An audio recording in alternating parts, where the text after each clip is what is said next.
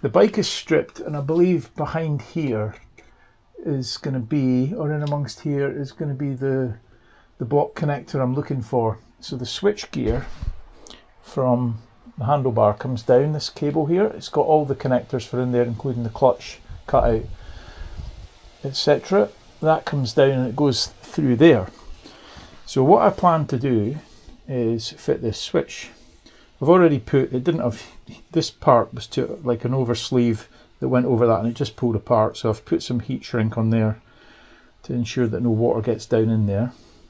And this was mounted on the other guy's video to that bolt there, which is actually pretty neat when you look at it.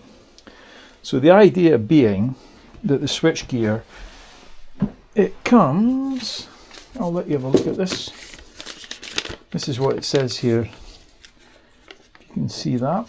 Red, positive, black, negative, blue, white, left winker, red, yellow, right winker. But unfortunately the cable that they've actually supplied, this is Amazon, so the red and black obviously are fine, but these are solid yellow and solid blue, but I'm just assuming that the blue and the yellow, that'll be it. So what I've identified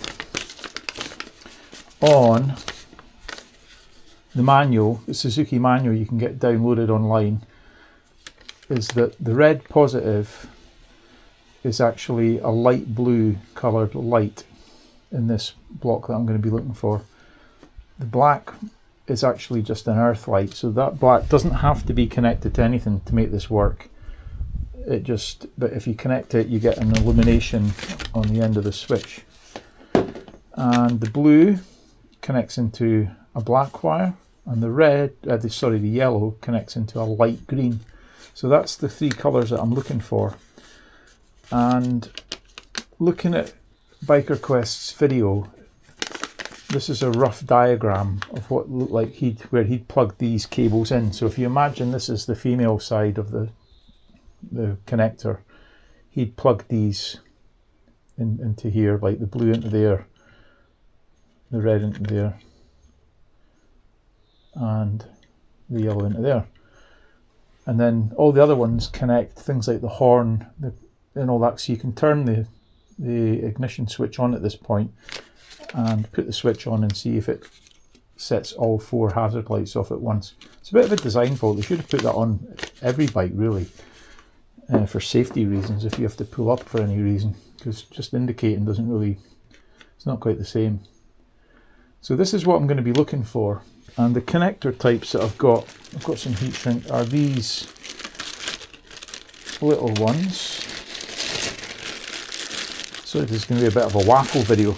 So the quandary I've now got is when I identify, hopefully, the three wires that I need to jack into, you use these connectors. I've used them before, putting the power hub 3 in. That goes over the wire, so the wire slots into that, and that pin pierces it, so you screw them down. I've pulled that off because I plan to heat shrink it. So it's not a very good fitting on this side, so the cable has to go in like the end of here. I'll give you an example. So what I'm going to be doing is hopefully putting the sleeve on, put the outer part of the connector on, and then that goes down the side, and it doesn't actually go in that far, but then you make sure that's jammed in, keep tightening, jam and tighten, get it right nipped up, and it has got a damn good hold. So my plan was to do that and then get the heat shrink over it. Whether that will shrink down to that size, I've got no idea, but the idea would be to waterproof that as much as possible from this side. Do it on all three, or well, it probably won't be that because that'll have to go into the frame, probably on a connector, like a ring connector or something bolted to something. But these three certainly to do this. But the problem is, once you've got that in place, and then you then put that over the cable and you start twisting this, you're effectively twisting the wire. If you get my drift, this is getting completely twisted, as you can see. So I'm going to have to figure out, I kind of sussed it, I think what I need to do is anti-rotate it as many times, count it how many it needs, and then start screwing it on from that, and it should hopefully get back to not being under any pressure in either direction. But the next step, as I say, might be to put these on, but I want to have a little look and see what's going on, and obviously I've got to find this block connector and see what I'm working with. So back again. So just to clarify the colours on this, the red is going to the blue on the blue wire, light blue. The blue from the switch is going to the light green, and the yellow from the switch is going to the black. So bizarrely the light blue is the live wire. And turn the ignition on. Of course you're not going to see an indicator at this side if it works, but there we have it. It's showing up. So both of them flashing simultaneously, so that is correct.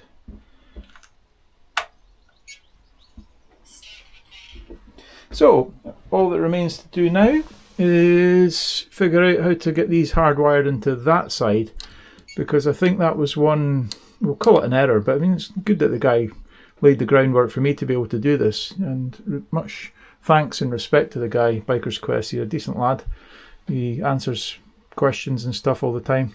But I think what he meant was when he made the connections with these little, you know, piggyback connections into the wires, he did it on the wiring side of the loom, and I think that's what he meant. I think he meant he put them in this side, whereas he says with hindsight he'd have put them on the switchgear side.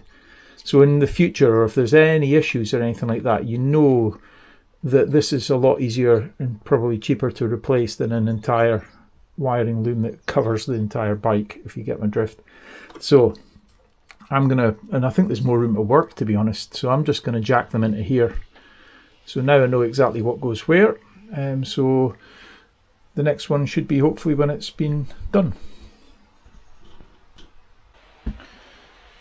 Well, here's another part of it. A lot of trials and tribulations, and I just want to make sure when I do this that I do it once and I do it correct. I don't want to be coming, oh, touch the tank just as well, that's not metal.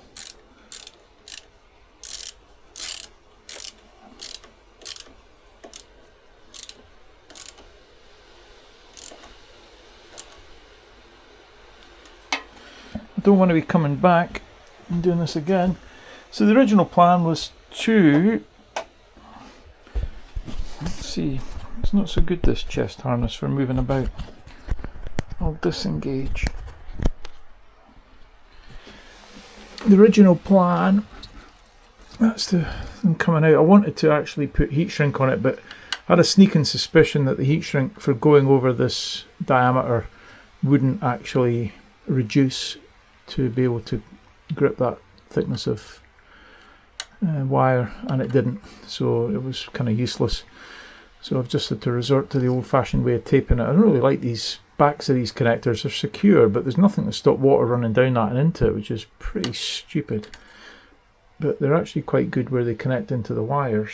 So when I got it all back together, this is a little postscript. I wasn't too happy, and I couldn't find the little piece of paper. I think when it was out here, the original piece that came with the switch, I think the wind soaked it out the shed and it'll be blown around the garden somewhere. So I only had to go with this, what I'd left on here. So I had to go and track down the video. I just wanted to double check. And yeah, I managed to follow Biker Quest's video, because that's the colours he used, and I thought, right, there's obviously something going on here. But this is actually wrong. The blue is the left indicator, and it should be connected to the black, and the yellow should be connected to the light green. So there are two of these outer wires. The two outer ones are in the wrong place. It doesn't actually matter, you know, in the grand scheme of things, because it's a hazard light. It's turning both of them on at once. So, and the other thing that I clean forgot to do was get a wee look in there just to see what was going on with my coolant, and it's fine, the level's good in there, and I completely forgot to do that. So I'm probably, because I'm a bit of a perfectionist, I'm probably going to just unscrew these and screw them in the right place, because that sort of stuff messes with your head a wee bit. But yeah, that's, we're not expecting to see. I was actually right when I look back at the diagram on the second part of the video. The diagram I'd constructed, that shows the wee boxes, the mock-up of it, it was actually spot on, but somehow between getting that to get into this, I've managed to cross them over. Schoolboy error number 2, but I'll sort it out. So this is it, rejigged. The yellow now goes to the light green, the red obviously stayed the same, it was the power supply to the blue, light blue. And you can see the dark blue, which was the left indicator, going to the black. Black and blue. Should have realised, stick them all together. So that should hopefully be it. What I'll do, set the camera on top of there, and I will connect them back up in real time, real life.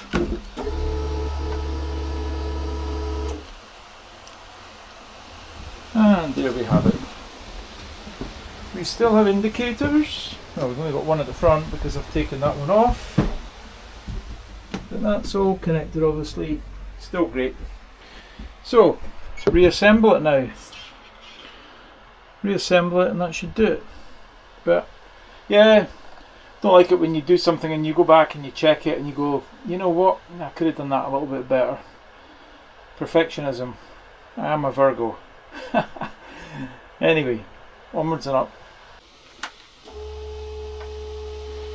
So, the final check. Hazards on. Yep, all good. All good. Brilliant. Working at the back. All good. All good. Sorted.